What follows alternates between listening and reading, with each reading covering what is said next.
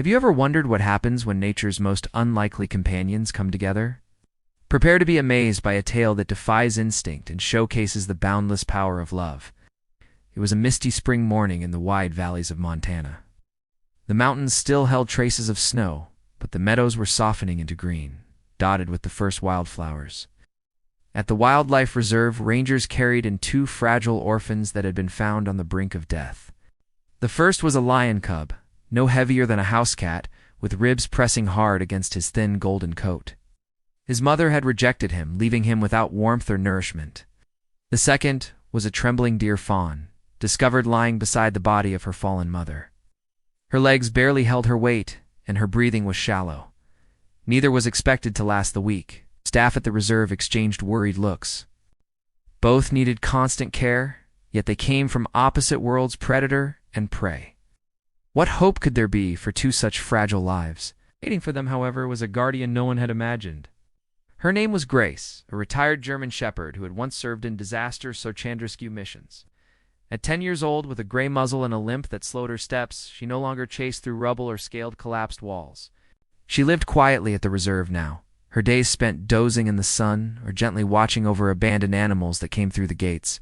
Grace had already mothered many injured raccoons, abandoned fox kits, even owlets that had fallen from their nests. But when the staff placed a tiny lion cub and a shaking fawn in crates before her, even the most hopeful hearts doubted. Could one old dog truly keep both alive? Grace walked forward slowly, her eyes soft. She sniffed the cub, then the fawn. Then she lowered herself beside them with a low, reassuring whine. What happened next stilled the room. She curled her aging body around both crates, pressing her chest against them, her steady breath warming their fragile frames. In that moment, a family was born. The first days were difficult. Ow, the cub, now named Max, turned his head stubbornly away from the bottle. His strength was so low that even suckling seemed too much. The fawn, called Lily, swallowed only a few drops before coughing weakly. Grace became their bridge to life. She licked their faces gently, nudging them back toward the bottles, refusing to let them give up. Her warmth gave them courage. They trusted her before they trusted people. It was as if she whispered in every touch, "You are safe. You're mine now." Slowly, drop by drop, both began to drink. Each feeding was a small victory, each swallow a promise that they might see another day. Weeks passed, and Max's once hollow frame filled out. He grew curious, pawing playfully at Grace's tail, tumbling clumsily across the kennel floor. Lily, though more delicate, followed Grace everywhere, her long legs gaining steadiness as she learned to walk beside her guardian. At night, the three curled together in one warm, he-pan aging dog. A lion cub and a deer fawn, their breaths rising and falling in harmony. Staff members often paused in their work, astonished by the sight. Predator and prey, united not by instinct, but by comfort in need. By summer, Grace led her adopted family into the meadow. She taught Max how to crouch low in the tall grass, muscles coiled for a playful pounce. She showed Lily how to freeze when startled, ears flicking at every sound.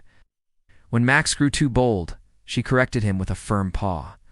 With Lily, she guided gently, her nose nudging the fawn forward when fear held her still. It was no longer mere fostering. Grace was teaching them not just to survive, but to live.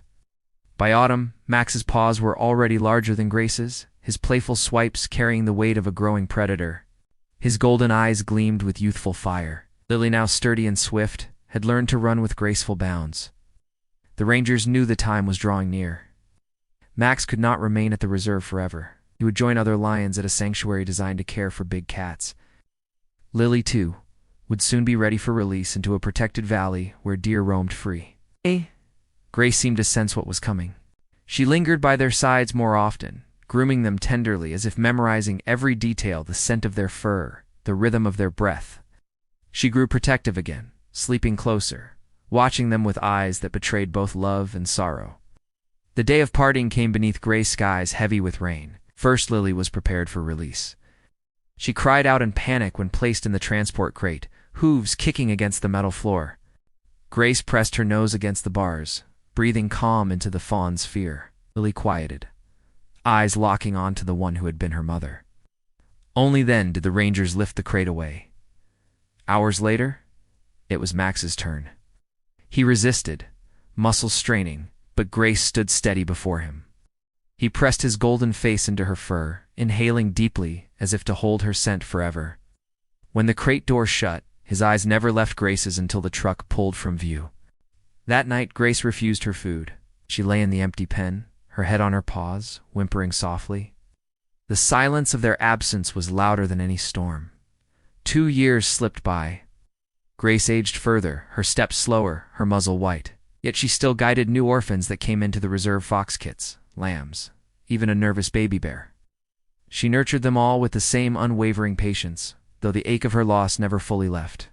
Then, on a crisp March morning, barking rang out across the reserve.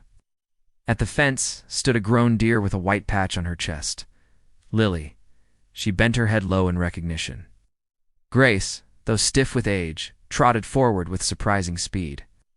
The two touched noses through the wire, a reunion so tender that volunteers wept where they stood. Days later, news came from the lion sanctuary several states away. A young lion named Max had pressed himself against the fence when a visiting German shepherd approached. He let out a series of soft chuffs, the affectionate sound lions reserve only for family. Word of Grace and her unlikely family spread across the country. Journalists wrote of the dog who raised predator and prey together. Schools used her story to teach compassion. Families visited the reserve to see the memorial garden where, after Grace passed peacefully one winter, a bronze statue was placed. The old shepherd lying with a cub and a fawn curled against her. The inscription beneath read, "Love knows no boundaries, no species, no limits." Those who had witnessed it with their own eyes knew the truth. In the heart of one old dog, 2 fragile lives had not only survived but learned something greater. They had learned that family can be found in the most unlikely places, that bonds stronger than instinct can rise from compassion. Grace had given them more than life. She had shown them that love is the most powerful force in the world, a force that heals wounds, erases divisions, and transforms strangers into kin. And somewhere, in a quiet Montana meadow, the spirit of Grace still lingers, in the paw prints of a lion, the hoof prints of a deer, and the warm memory of a dog whose love knew no limits.